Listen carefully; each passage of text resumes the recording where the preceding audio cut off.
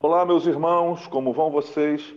Nossa esperança é que tudo esteja muito bem com todos.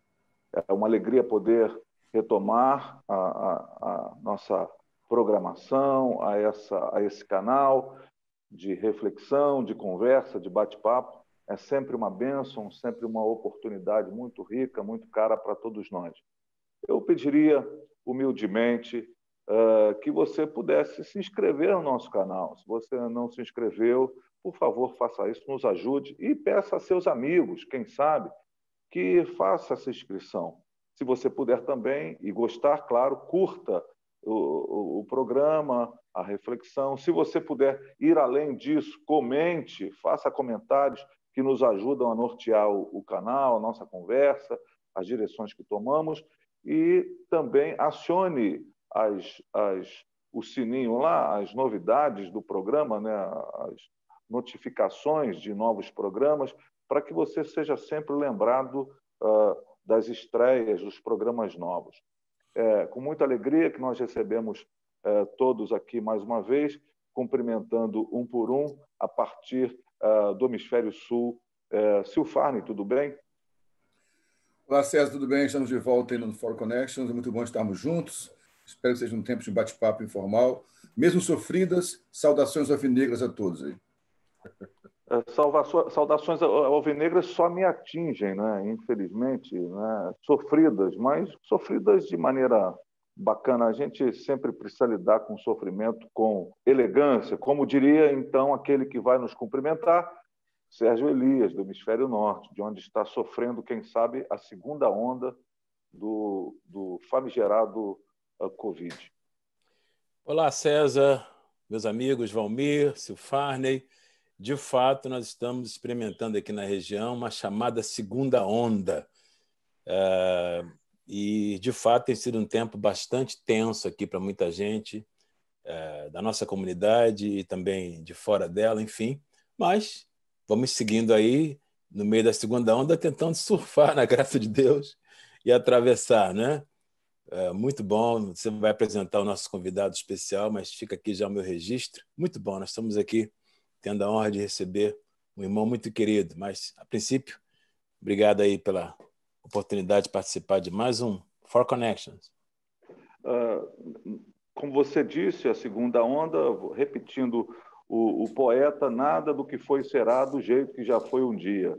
Né? Então, repetindo aí Lulu Santos, essa situação de uma onda no mar, essa onda do Covid é uma desgrama, né? É uma desgraça terrível. E aí, falar disso, o Valmir também está aí. Não tem a ver com a Covid, mas está aí mais uma vez conosco, né? Esse amigo querido que está aí perto de você, mas mantendo o distanciamento. Mantendo o distanciamento, porque a coisa realmente, rapaz, está cada vez mais complicada, viu? Mas olhando para o Senhor e acreditando, acima de tudo, que está tudo no controle do Senhor, e essa é a nossa fé e a nossa esperança, né?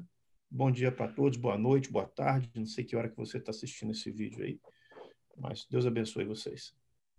E nós estamos recebendo mais uma vez, não a última, por certo, porque esse é um amigo muito caro para todos nós, os quatro aqui, e é um homem de muita relevância para todos nós, no seu conteúdo, mas também na sua sensibilidade, na sua generosidade, na maneira com que transmite aquilo que ele ensina, a sua sensibilidade, a sua generosidade, de fato, faz muita diferença. Uma alegria você estar conosco, Paulo Borges Júnior. Ô César, é uma alegria minha, rapaz, um privilégio, eu me sinto honrado, renovado, inspirado. Quando eu sento com vocês, é como se eu sentasse num ambiente assim, de calibragem, né? Quando eu sento nessa roda assim, é um bom sinal de que eu estou mantendo a minha lucidez, de que as coisas estão em ordem. Então, a comunhão de vocês é um bom aferidor na minha vida, de coerência, de evangelho vivo, de evangelho genuíno. Então, quer dizer que vocês são referência para mim, essa relação é um dos ambientes de... Essa relação, para mim, é um dos ambientes de calibragem da minha vida, de ajuste do meu pensamento, da minha maneira de viver e encarnar o Evangelho. Então, muito bom, é uma alegria sempre Tá muito vendo? grande, é um conforto. Tá vendo, gente? Fomos elevados à categoria de borracharia, então, que é o lugar onde faz a calibragem. Que maravilha. Bem, Paulo, no último programa nós conversamos e você pôde expor com muita maestria, como sempre, a questão de uma teologia, de uma suposta teologia brasileira, mas que também acaba desembocando numa questão importante, que é a questão da igreja brasileira. Que igreja seria essa que temos aqui? Você geralmente faz uma pontuação muito contundente quando você menciona em todas as suas falas a carta de Paulo aos Efésios. Você tem um apreço e parece entender, como muitos de nós, como uma espécie de síntese teológica que incorpora e que nos dá substância para que a gente viva o Evangelho na sua plenitude. Ocorre que, de fato, a gente percebe isso na igreja de Éfeso. Todavia, quando a gente vai para a visão que João tem em Patmos, nós encontramos Éfeso um tanto quanto exortada pelo Senhor, dizendo de ter deixado o seu primeiro amor, a sua primeira caridade, e fazendo-a lembrar-se de onde foi, ou fazê-la pensar, pelo menos, onde foi que ela caiu. Nesse contexto, Paulo, o que será que a gente pode pensar como igreja brasileira? Você fala muito sobre esse protagonismo histórico, que eu acho que é um lugar interessante de se pensar, mas onde será, e se aconteceu, onde será que a igreja brasileira talvez tenha se perdido no rumo, e qual seria o caminho para retorno disso nesse processo que a gente vem vivendo nesse nosso tempo?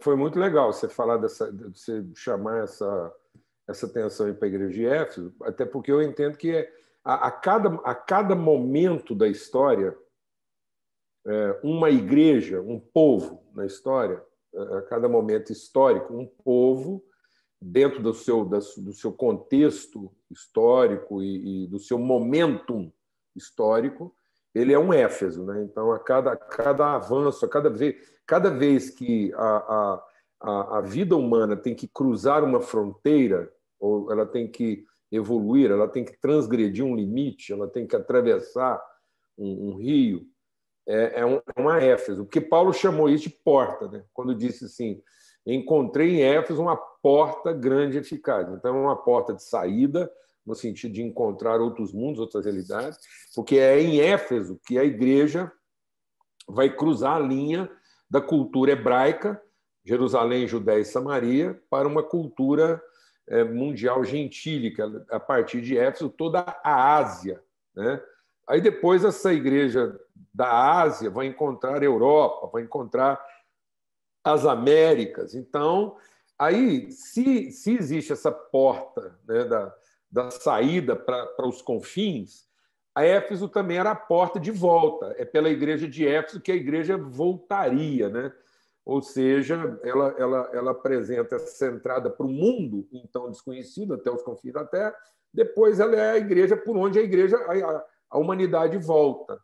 Então ela está lá colocada na revelação de Jesus para os confins da Terra. Paulo encontrou essa porta para a Ásia. Depois ela é o primeiro momento da igreja onde a igreja faz a travessia para a sua maturidade. Por que eu estou dizendo isso? É porque a cada momento a gente é desafiado a sair de um entendimento de infância para a maturidade. Então, o que é essa porta? É o amor. É o amor que vai fazendo com que a gente deixe de ser menino. O que é menino? Tudo aquilo que era o meu pensamento anterior. Então, tudo que vem antes é menino em relação àquilo que vem agora. Então, a cada vez que eu vou amadurecendo, eu vou deixando de pensar como menino e vou pensando como adulto. Até que a gente chega à estatura plena. O que seria a estatura plena? O amor na sua plenitude. Então, o amor vai fazer com que a gente seja cheio, né, até a inteira plenitude de Deus. Então, o grande desafio da igreja brasileira é isso. O que é o amor para o menino? é o direito.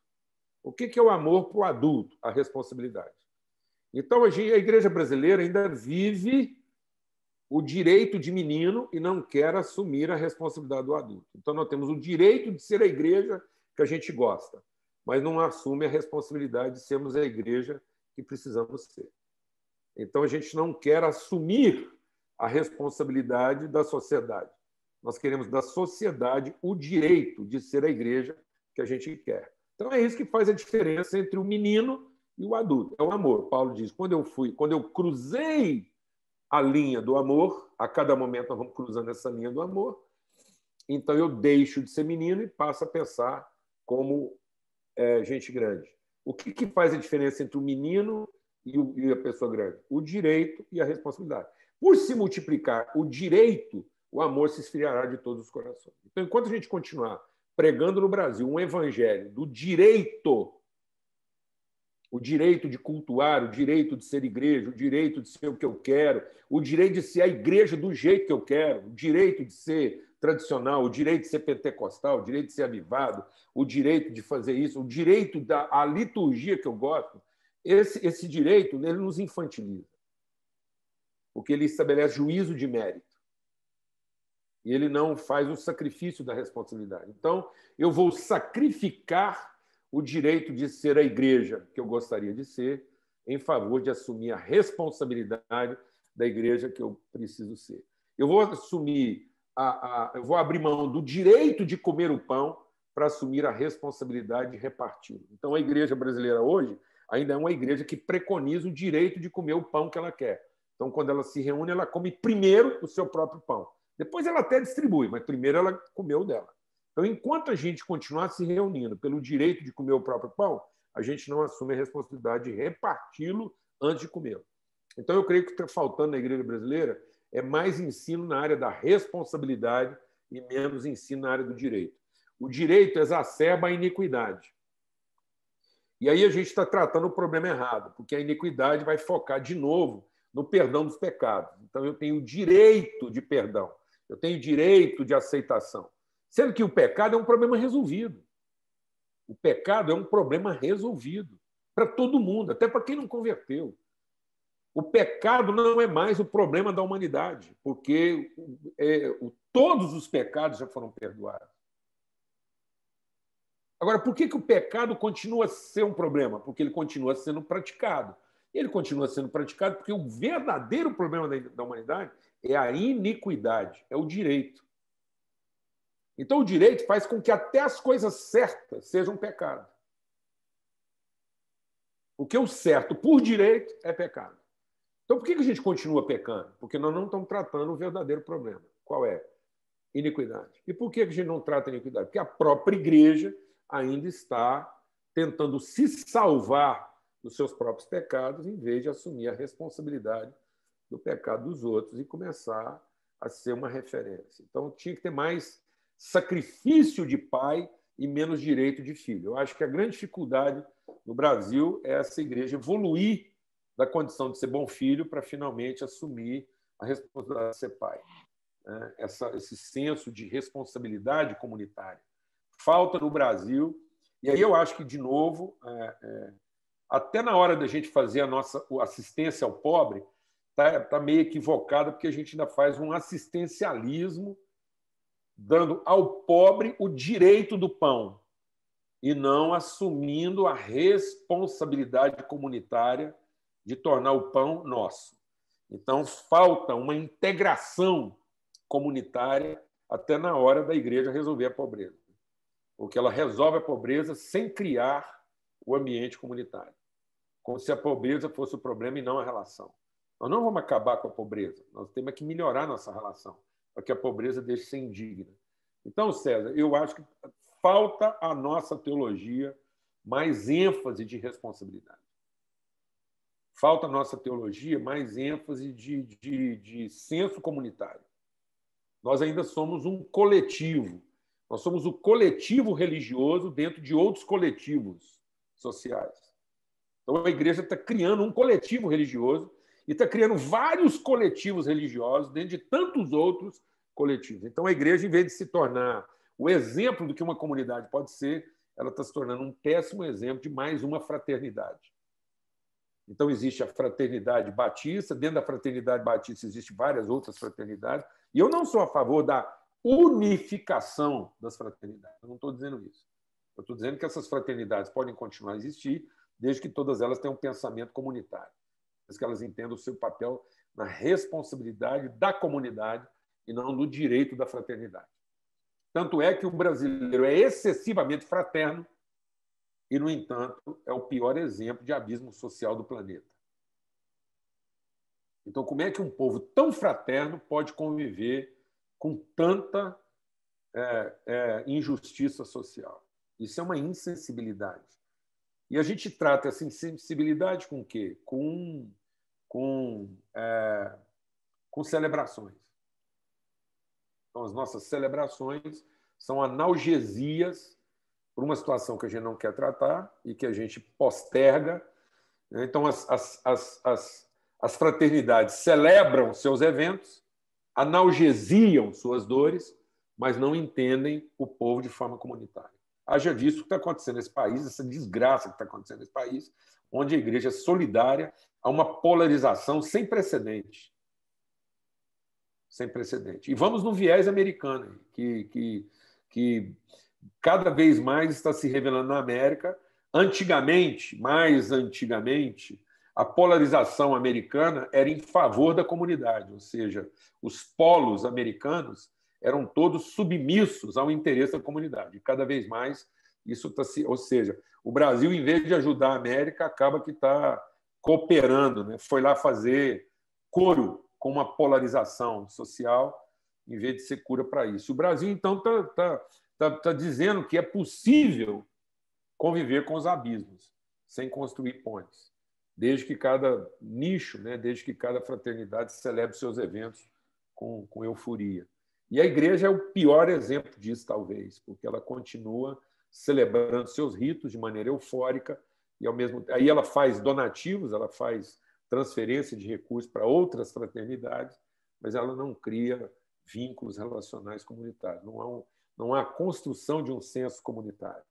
Então, falta senso de comunidade, né? Há um exagero de direito coletivo. Então, agora nós temos o direito coletivo, mas não temos a responsabilidade comunitária. Eu vou deixar que os nossos amigos também participem dessa... Vou deixar num sentido, tá, gente? Eu não mando nada, não.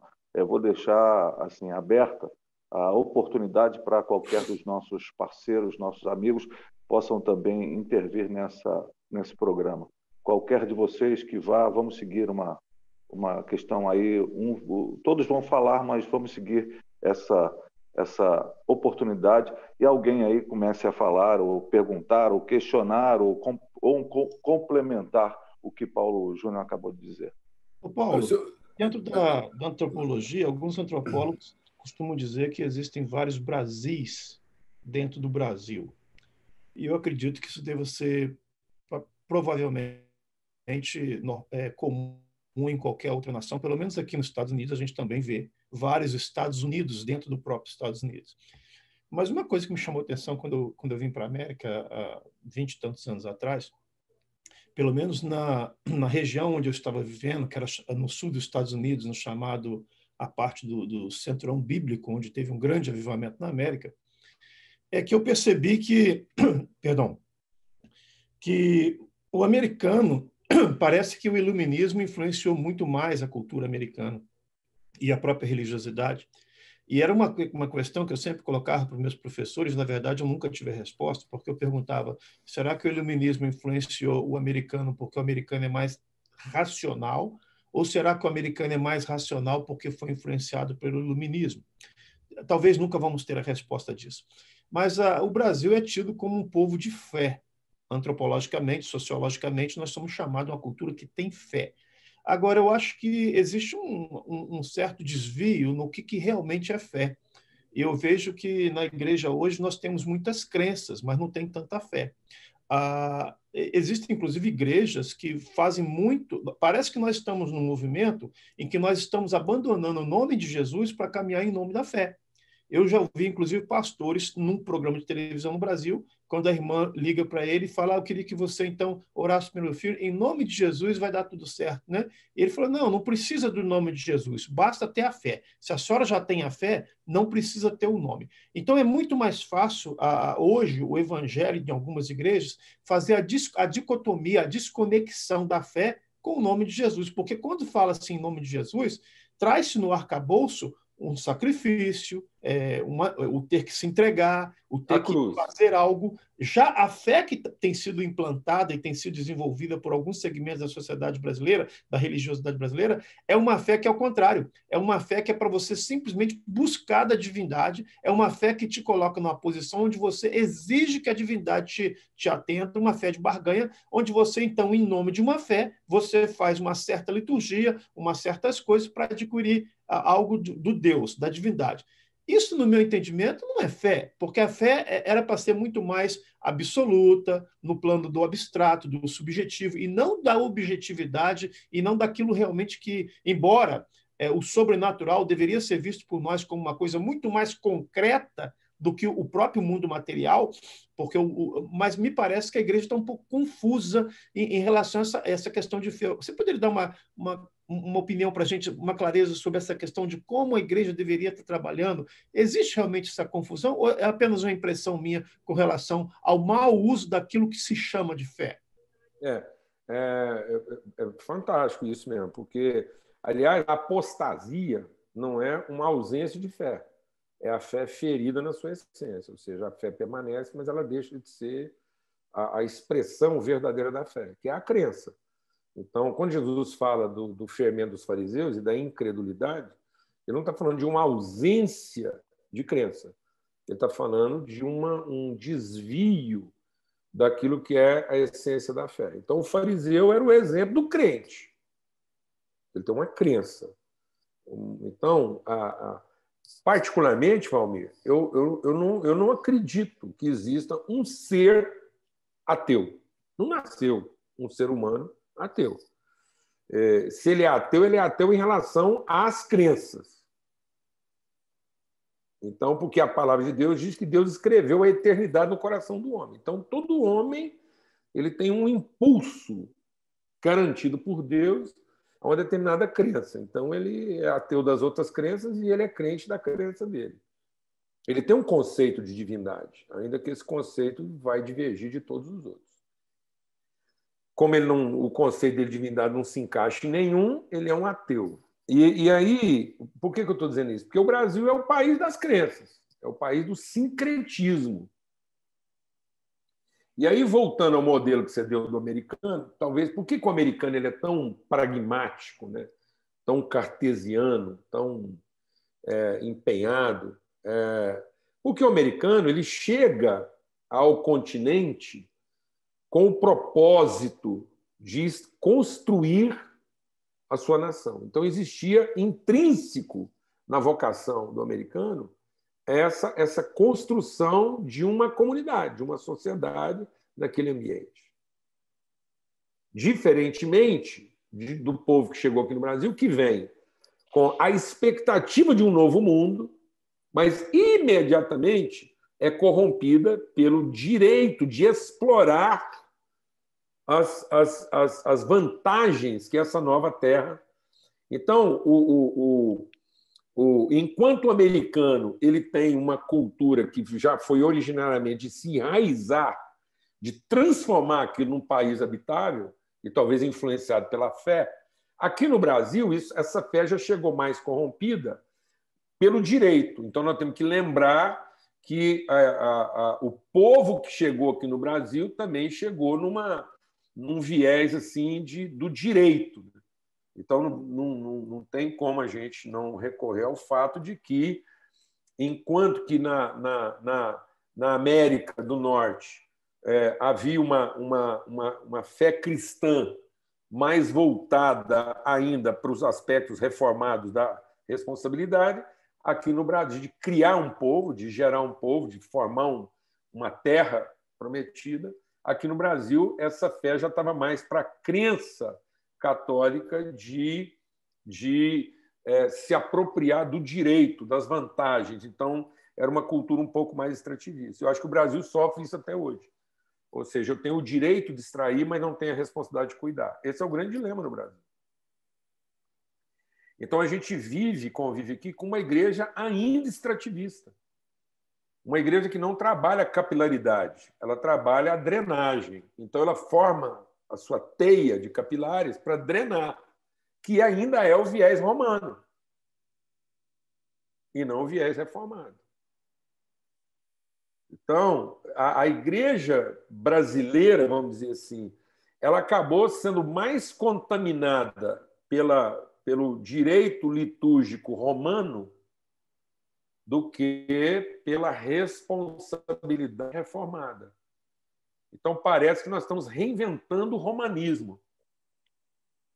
Ou seja, no Brasil, a reforma foi ganhando identidade como anticatólica e não como anti-romana. E a reforma protestante nunca foi anticatólica. Então, aqui no Brasil, curiosamente, a reforma vem deixando de ser católica, ela é cada vez menos católica e cada vez mais romana. E aí, para a desgraça do povo brasileiro, nós estamos reinventando as Romas. Então, o Brasil é o país de várias Romas. Cada um está criando a sua própria Roma. E talvez, assim, o que preservou um pouco e ainda preservou a cultura americana é que não existia mais mentalidade de catolicismo do que de anti-romanismo, do que de romanismo. Então, foi uma igreja mais católica. E aqui, ela vem deixando de ser católica para voltar a ser cada vez mais romana, ou seja, não existe senso do todo. Ou seja, a América ela conseguiu algumas vantagens porque ela, querendo ou não, ela durante muito tempo pensou melhor o todo.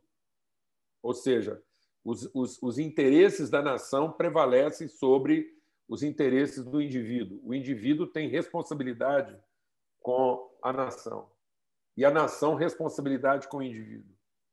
Então, e aqui no Brasil, não. Os interesses da individualidade eles vêm prevalecendo sobre os interesses da comunidade. E a igreja vem e reforça isso.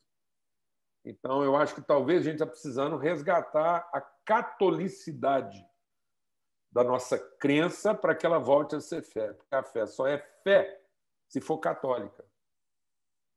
Então, a figura que garante a plenitude da fé, aquilo que eu falei antes no nosso primeiro bloco lá.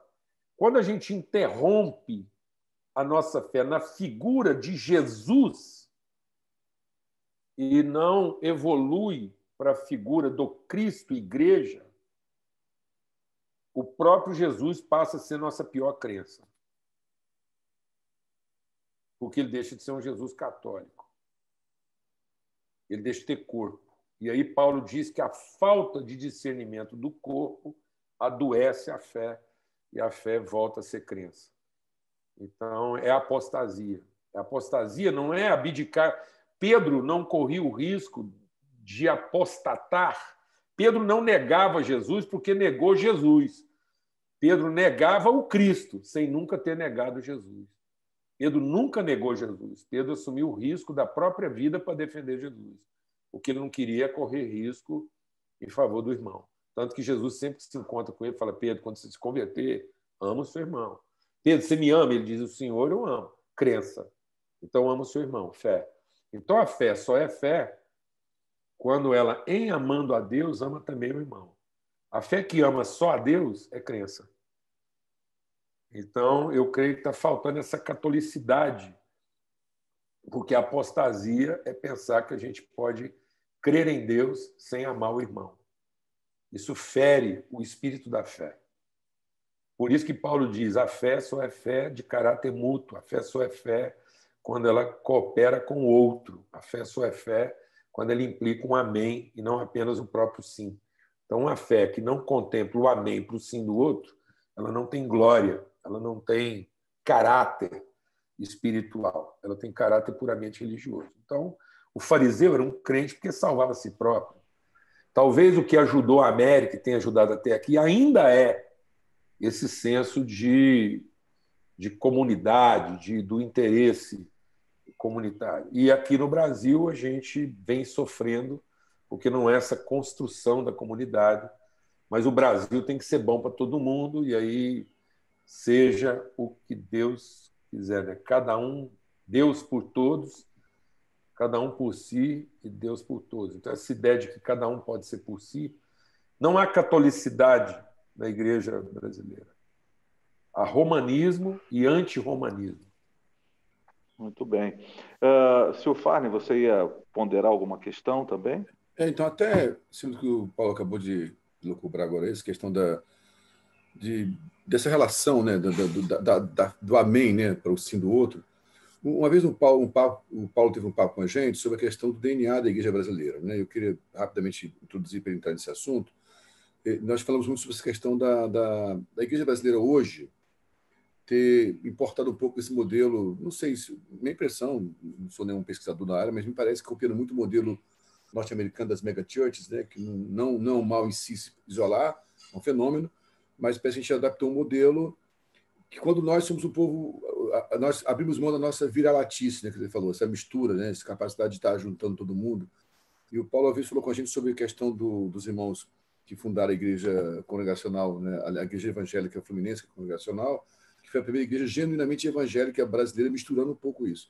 E essa igreja, eu lembro, eu sou cristão evangélico há mais de 40 anos, como a maioria aqui, e nós fomos aquele começo de igreja, tinha essa capilaridade que o Paulo falou. Alguém mudava para o bairro, plantava um pequeno grupo ali, era um ponto de pregação na Assembleia de Deus, um núcleo de estudo bíblico, que se tornava a igreja depois, e a comunidade ia crescendo em volta, a igreja era emancipada depois, crescia, vivia uma realidade nova ali, e se tornou depois uma questão de cada vez mais as megachurches fechando um local só, onde o que eu penso, e para fechar minha fala aqui, Paulo, não sei se faz sentido essa expressão, se há uma teologia tupiniquim, se há uma teologia brasileira que podemos pensar, brasileira, é essa capacidade de relacionar que nós temos. E se a gente abre mão disso e vira só um lugar de cerimônia, de eventos, de liturgia, a gente perde totalmente a possibilidade de ser aquilo que queremos para ser nessa virada aí, quando fomos encontrados como confins da terra, como você falou no programa anterior. Não sei se foi muito confuso, fiquei claro para você aí.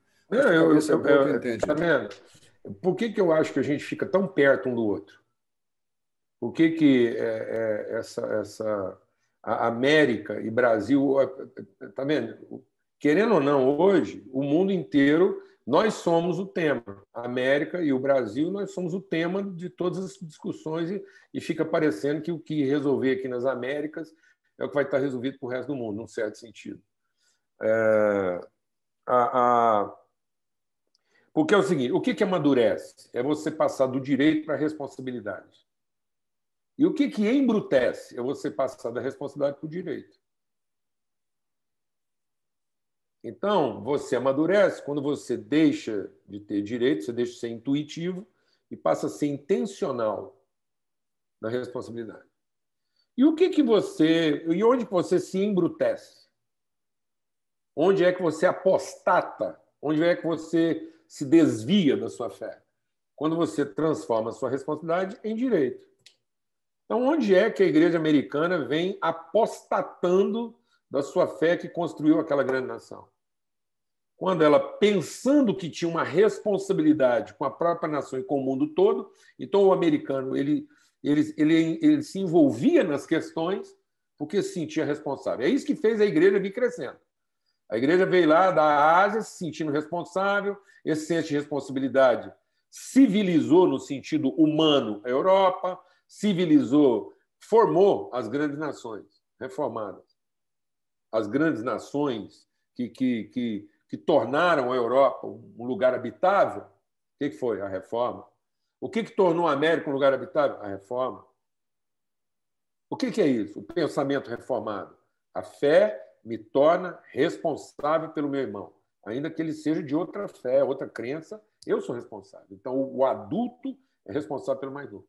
Até que eu vou apostatando disso. Então, se você tirar o amor da responsabilidade, a responsabilidade vira o quê? Poder. Então, antes eu era uma criança, eu reclamava o direito.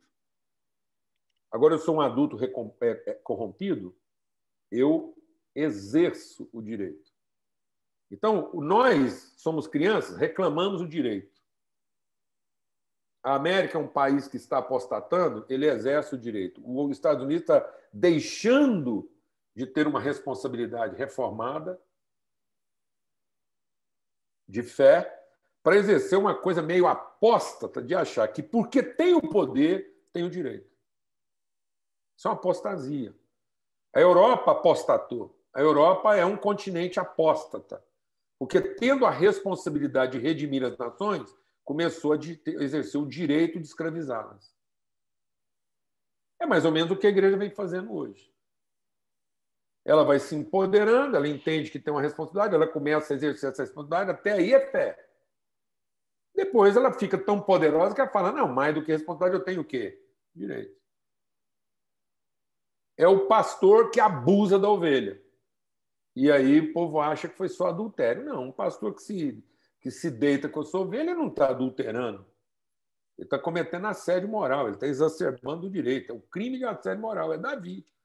Então, quando Natan foi conversar com Davi, não falou de adultério nem de prostituição. Falou de quê? De exacerbação do poder. Então, é isso. O Davi era um homem, era um rei pastor. O que fez Davi se tornar rei? Ele era pastor. Então, Davi foi ungido rei com roupa de quê? De pastor. Aí, em vez dele continuar reinando com roupa de pastor, ele vestiu a roupa de rei. A hora que ele vestiu a roupa de rei, ele exerceu o poder de rei, em vez de exercer a responsabilidade de pastor. Então, ele ser rei dava a ele condições de exercer a sua vocação pastoral. Então, o seu poder de rei estava a serviço da sua autoridade pastoral. A hora que ele trocou de roupa, ele foi lá e exacerbou. Ele apostatou da sua vocação. Ele precisou ser lembrado de onde é que ele caiu. Ele não caiu em deitar com a Betseba. Ele caiu em matar Urias e exercer sobre ele o direito do seu poder. Então, ele cometeu o pecado, ele revelou a sua iniquidade, que era pior do que o seu pecado. Tanto é que o Natan não vem falar de adultério, de lascívia, vem falar de exacerbação do poder. E é isso que nós precisamos ter cuidado. Então, a igreja brasileira era uma igreja criança. Eu cresci num ambiente que a gente sofria bullying por ser evangélico. Então, a gente reclamava o direito. Agora que a gente ficou poderoso, a gente foi buscar um modelo ruim de quem já não está mais exercendo a responsabilidade, de quem está exercendo agora o quê? O direito. A América não é mais um bom exemplo. A Europa não é mais um bom exemplo, porque são países que apostataram da sua responsabilidade porque exacerbaram no uso do seu direito. E a igreja está buscando, em referências ruins, formas de exercer o seu direito e não de assumir a sua responsabilidade. Então, nós tínhamos que ser exemplo para eles. Nós poderíamos estar salvando a igreja americana, sem nenhuma presunção, salvando a igreja europeia, devolvendo a eles o senso de quê? De responsabilidade e não de direito. Mas, infelizmente, nós estamos preferindo imitar o seu poder de direito do que o seu senso de responsabilidade, que já foi embora. Já foi embora. O senso de responsabilidade na América, a responsabilidade pelo mundo, já foi embora. Na Europa, já foi embora. Eles não lutam mais pelas nações como quem tem responsabilidade sobre elas.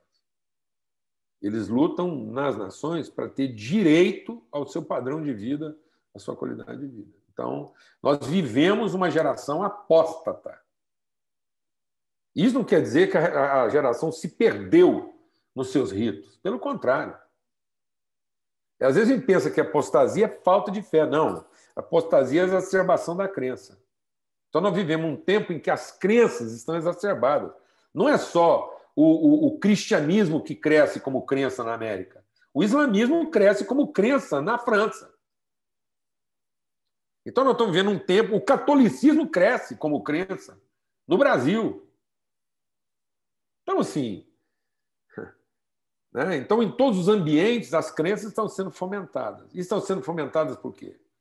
Porque é o exercício do direito de quem acredita. E aí vai virar guerra, vai virar beligerância, para saber quem tem mais direito. Então, o povo fala que esse negócio de ficar queimando o templo, matando cristão lá, isso é perseguição. Isso não é perseguição. Sinceramente, eu quero dizer que, nesse momento agora, os cristãos não estão sendo mortos porque estão sendo perseguidos. Eles estão sendo mortos porque eles estão sendo o quê? Dizimados como forma de crença. Porque, num certo sentido, a gente também já exerceu esse extermínio para ocupar o nosso espaço de crença. Então, é uma beligerância. E aí, o que Jesus diz que pode nos salvar disso? A comunhão do Espírito. Que ele diz assim: a minha palavra eu dei a eles, e pela palavra eles serão confrontados. A palavra pela palavra vai levar o quê? A um confronto, de crença. Mas eu também dei a eles o meu Espírito, para que eles sejam um a fim de que o mundo creia. Então, o que pode salvar a humanidade da sua apostasia? O que Paulo diz que levou à apostasia? Falta de amor. O que pode salvar a humanidade da sua apostasia religiosa, a exacerbação das crenças como exercício do direito de acreditar? As afeições. Uma igreja que compartilha, uma igreja que comunga, uma igreja que ama o seu inimigo, que dialoga, que acolhe, que abraça e não que defende as suas crenças.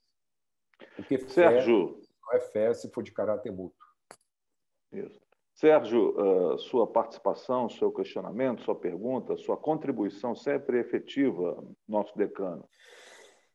Eu não tenho dúvida, Paulo bateu na cabeça de um prego muito importante, muito delicado também, mas que, de fato, nos coça a alma para pensar nessa dinâmica de direito e responsabilidade. Acho, de fato, Paulo, que a Igreja Evangélica brasileira, eu diria até a Igreja Evangélica de um modo geral, embora eu não tenha essa perspectiva da igreja toda no mundo, estou falando só daquilo que mais me toca de perto, que é a Igreja brasileira e aqui também a Igreja americana, mas, sem dúvida alguma, no que diz respeito à Igreja brasileira, você está absolutamente certo, no meu entender. De fato, há essa avidez por ter o seu direito garantido pela Igreja Evangélica no Brasil, direito de ser reconhecido. De vez em quando a gente escuta o pessoal se queixando: por que é que a Rede Globo não trata os crentes com mais respeito? Por que é que colocaram lá um macumbeiro e não um pastor? Por que é que falaram mal da nossa fé?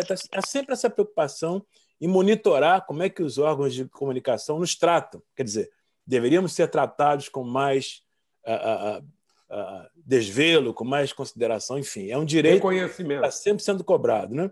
O direito também de ser intocável doutrinariamente. Quando só surge uma voz dissonante no horizonte, a gente se levanta para proteger o nosso portfólio doutrinário.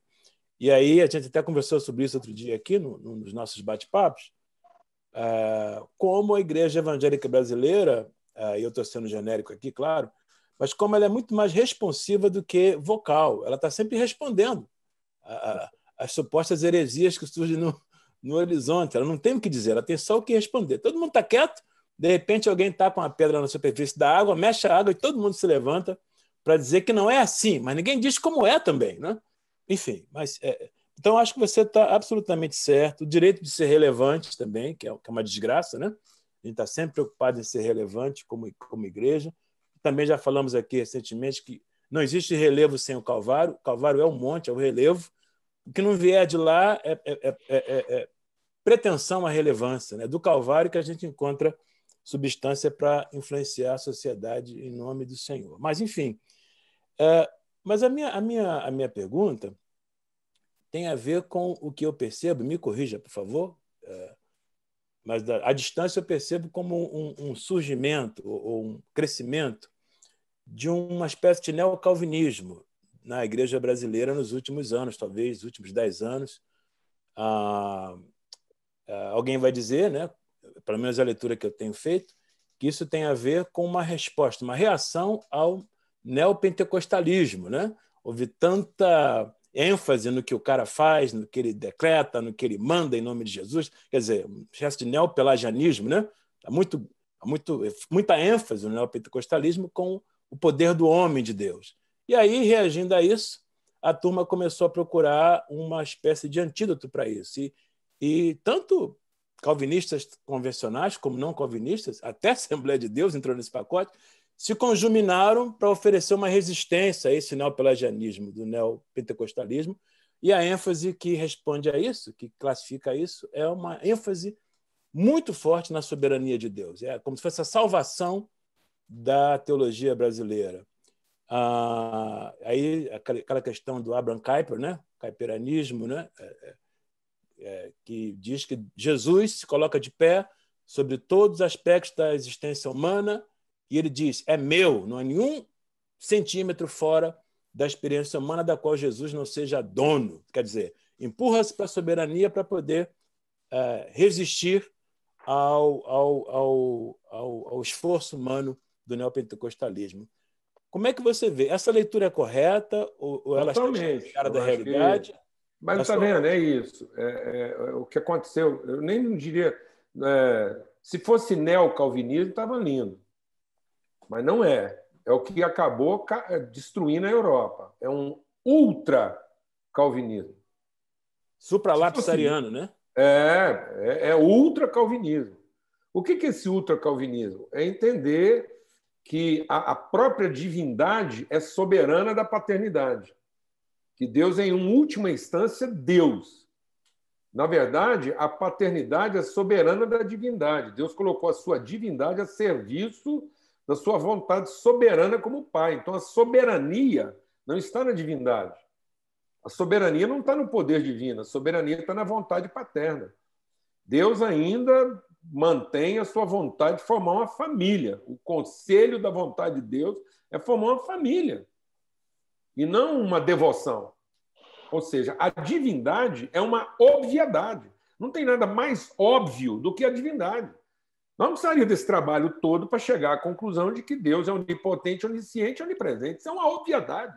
Isso o Dan, que é o cachorrinho lá da casa do Silvio, sabe. O pardal que canta de manhã, ele intuitivamente ele sabe que Deus é onipotente, onisciente. O diabo, vamos longe não, o diabo, o Satanás, sabe melhor do que nós que Deus é onipresente, onisciente, onipotente. Essa é a desgraça do Satanás, porque ele queria que Deus não fosse tão onipresente e tão onisciente.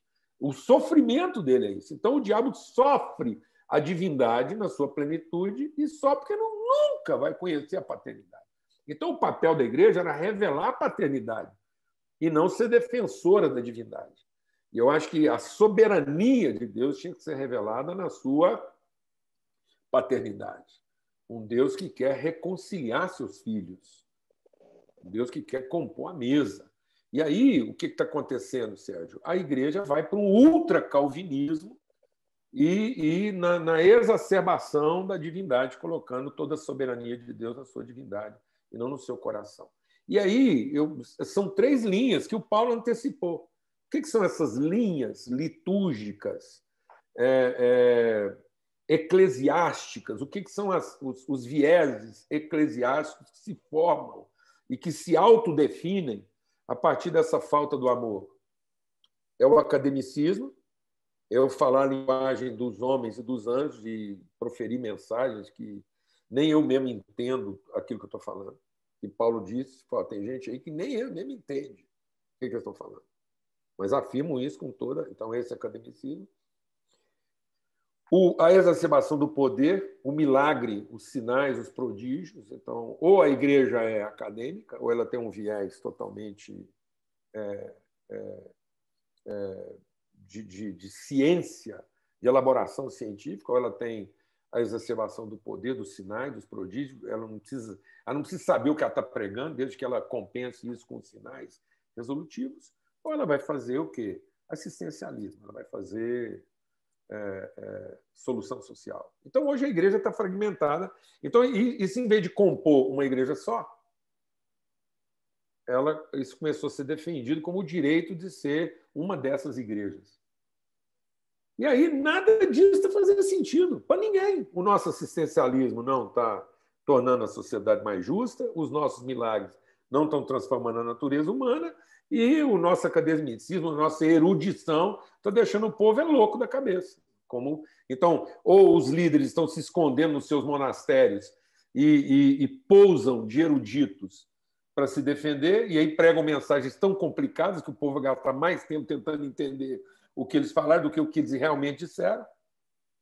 Outros se escondem no seu poder de operar milagres, se tornam intocáveis, porque são o panteão grego que desceu na Terra. Então, nós temos lá os X-Men, então nós temos super-homens, Homem-Aranha, Mulher Maravilha, nós temos de tudo. Então, cada um se traveste nos seus superpoderes, se apresenta como resolutivo de qualquer mal social, ou nós somos a própria reencarnação de São Francisco de Assis, que vai ficar aqui agora e vamos, entendeu? Vestir pano de saco e ter uma mensagem assim, aparentemente desprovida, mas altamente escravizante, porque também, se alguém quiser comer, vai ter que comer na minha mão. Eu dou o frango para ter direito de comer o meu peru. Então, assim, eu compro o meu peru distribuindo frangos. Então, assim, ou seja, o mundo está... Nós precisamos entender que nós estamos vivendo aquilo que Jesus anteviu. Jesus disse, olha, o maior desafio que vocês vão enfrentar na igreja, na sua história, é o quê? A multiplicação da iniquidade. Ele não falou que era um aumento do pecado. Ele diz que a iniquidade vai aumentar. Logicamente, aumentando a iniquidade, aumenta o pecado. Mas aumenta o pior dos pecados, porque uma coisa é o pecado da ignorância. O pecado da ignorância é a prostituição, é a lascívia, é aquela coisa toda. Agora, o pecado da iniquidade é o direito. Então, a humanidade não está se tornando... Ela já foi muito pior na sua violência explícita. Agora, o nível de violência é sofisticado, porque ele é uma violência travestida de coisa certa. Em nome do certo, nós matamos. Então, a nossa teologia, a nossa corrupção já foi mais visceral, ela já teve mais cara de lobo. Agora ela tem cara de mercenário. Então, ela tem cara de quem, em nome, se dá bem, muda de freguesia. Então, nós estamos vivendo uma elaboração muito mais sofisticada, muito mais danosa, e nós precisamos entender isso. Nós não vamos vencer isso com as mesmas armas lá do passado. Então, a igreja hoje ela não vai conseguir. Nós vamos precisar de um sacrifício maior do que preparar uma boa mensagem, operar um grande milagre ou fazer um grande donativo. O sacrifício maior vai ser vencer nossos medos interiores para amar um irmão totalmente diferente de nós. Então, a igreja está diante do maior de todos os seus sacrifícios, que é amar o irmão como Cristo nos amou. Porque a iniquidade está aumentando, e ela está aumentando na forma do correto. Ou seja, nós estamos vivendo o tempo dos piores pecados, que são os pecados feitos em nome da coisa certa. É um tipo de crueldade que destrói a alma. O que está sendo comercializado hoje não é a escravidão dos corpos. Está sendo comercializado hoje a escravidão das mentes, das almas. Então, já foi o tempo em que os corpos eram vendidos. Agora, as mentes são negociadas. Então, se nós, como liderança, não atentarmos para isso, nós estamos comendo bola. Porque eu acho que nós ainda estamos tentando resolver isso com as nossas praxes, com as nossas formas litúrgicas e metodológicas. E não estamos percebendo que o ambiente do confronto é outro. Nossas armas não são poderosas para estabelecer um estilo comportamental social aceitável. Nossas armas são poderosas para destruir fortalezas. Então, nós não estamos aqui enfrentando demônios, nós estamos aqui enfrentando principados, ou seja, formas de pensamento que se apropriaram da sociedade. E se a igreja não começar a enfrentar essas formas de pensamento, ela vai ficar fazendo um trabalho de maquiagem, um trabalho, assim, um paliativo. Nós vamos ficar aqui vendendo paracetamol. Queria agradecer, Paulo, pela sua participação nesses 2 programas. A todos os outros aí, Valmir, Sérgio e Silfarne.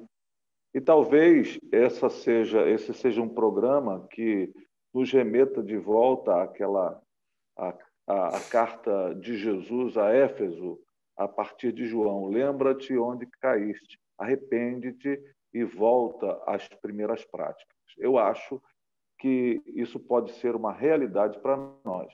Queria agradecer muito, Paulo, a sua participação, a sua generosidade, o seu tempo. A gente sabe da sua agenda concorrida, todo mundo quer falar com você, todo mundo quer te ouvir. Agradecer muito por esse tempo que você nos presenteou. E a todos os outros, que Deus nos abençoe. Até o próximo For Connection. Se você gostou, curte, compartilha, comenta, por favor, faça com que essa mensagem tão relevante, tão contundente até, quase que faz sangrar, mas muito importante para todos, possa circular aí na nossa realidade digital, virtual, e cair no coração das pessoas. Deus abençoe a todos, um forte abraço, muito obrigado, um abraço a todos.